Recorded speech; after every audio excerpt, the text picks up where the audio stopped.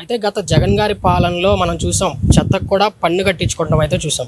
అయితే ఇప్పుడు ప్రస్తుతం పవన్ కళ్యాణ్ గారు అయితే ఒక వినూత్నమైన ఆలోచనలు అయితే తీసుకొచ్చారు. స్వచ్ఛరథం అని ఒక కార్యక్రమాన్ని అయితే తీసుకురావడం జరిగింది. అయితే మీ ఇంటి ముందలకే వస్తుంది బండి ఏదైతే ఉందో అది వస్తుంది. సో మీరు ఆ చెత్తను మీరు ఇవ్వండి, ప్రొవిజన్స్ అనేది మీరు తీసుకున్నట్టుగా అంటున్నారు. సో ఎట్లా చూస్తారు దీన్ని? అంటే ఇక్కడ చెత్తకు కూడా ఏదైతే పన్ను కట్టించుకున్నా చెత్త ముఖ్యమంత్రి జగన్మోహన్ రెడ్డి అని చెప్పేసి ప్రజలు ఎన్నోసార్లు ఎన్నో విధాలుగా మనం వింటూ వచ్చాం.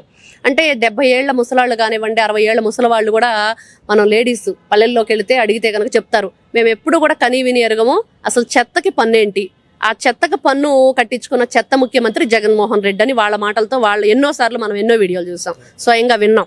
అయితే ఈ రోజున ఒక వినూత్నమైన కార్యక్రమానికి ఎవరైతే డిప్యూటీ సీఎం ఎవరైతే పవన్ కళ్యాణ్ గారు ఉన్నారో ఆయన ఏదైతే స్వచ్ఛ రథం అనే ఒక వెహికల్ ని వాళ్ళు తయారు చేసి అది అక్కడ వీధుల్లోకి వస్తే అక్కడున్న లేడీస్ వాళ్ళ ఇళ్లలో ఉన్న వెట్ కానివ్వండి, డ్రై కానివ్వండి, అదంతా కూడా డస్ట్బిన్ లో వాళ్ళు సపరేట్ గా చేసి ఇస్తే గనక దానికి సంబంధించి వాళ్ళు ఏం చేస్తారంటే అది ప్రాసెస్ చేస్తే ఏ విధంగా వాళ్ళకు ఉపయోగపడుతుంది అనేది ఒక క్యాలిక్యులేషన్ చేసి దాని ప్రకారం వీళ్ళకి ఏవే ప్రొవిజన్స్ ఇవ్వచ్చు అని చెప్పేసి ఒక పైలట్ ప్రాజెక్ట్ అనమాట ఈ రోజున గుంటూరు జిల్లాలో జరుగుతుంది.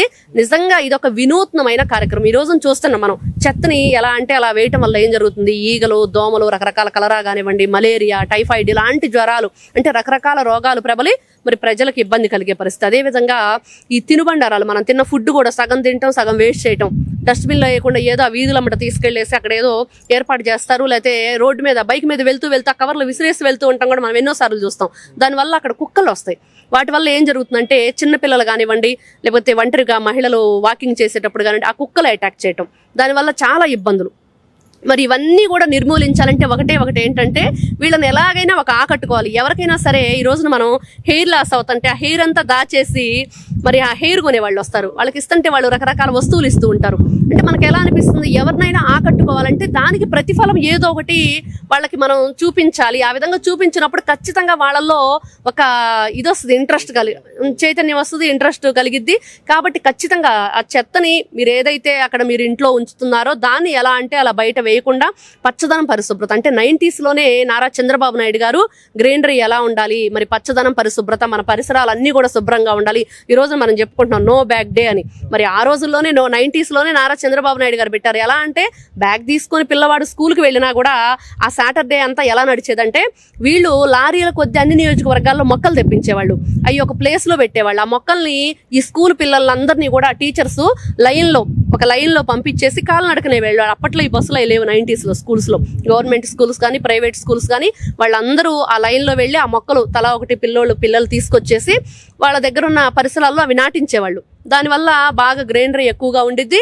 ఖచ్చితంగా ప్రతి ఒక్కరు కూడా అక్కడ శుభ్రత, అక్కడ ఉన్న గార్డెన్లు క్లీన్ చేయటం, గ్రౌండ్ క్లీన్ చేయటం, ఇలాంటివన్నీ ఈ రోజు మనం చూస్తున్నాం. అంటే ఇది ఎప్పుడో పునాది వేశారు, అది ఇప్పుడు చూస్తున్నాం. ప్రధానమంత్రి నరేంద్ర మోడీ గారు కూడా మరి స్వచ్ఛ భారత్ అంటే అది ఎక్కడి నుంచి వచ్చిందంటే 90s లో బాబు గారు పెట్టింది. ఇవన్నీ కూడా వీళ్ళందరూ కూడా ఈ రోజున మొన్న విన్నాం పవన్ కళ్యాణ్ గారు ఏమంటున్నారు, నాకు ఆలోచన ఉంది కానీ అనుభవం లేదు అని. మరి కాబట్టి నారా చంద్రబాబు నాయుడు గారు ఏదైతే గతంలో చేసిన మంచి కార్యక్రమాలని మళ్ళీ కొత్తగా అంటే కొత్త రంగులు రుద్దుకొని ఈ విధంగా ముందుకు తీసుకొస్తున్నారు అనేది చాలా మంచి కార్యక్రమం. ఇది రాష్ట్రం అంతా కూడా సక్సెస్ఫుల్ గా చేయాలని, దీంతో ప్రజలు కూడా మమేకమై ఆ ఏదైతే స్వచ్ఛరథం అనే వెహికల్ ఉందో వాళ్ళు తీసుకొని వస్తున్నారో వాళ్ళందరికి కూడా వీళ్ళు నేను చూసాం వినూత్నమైన స్పందన అయితే లభించింది. ఖచ్చితంగా ఇది స్టేట్ లెవెల్లో కూడా చేయడానికి ముందుకు తీసుకెళ్తున్నారని అందరూ కూడా ఆశిస్తున్నారు. Okay, thank you very much. నమస్తే.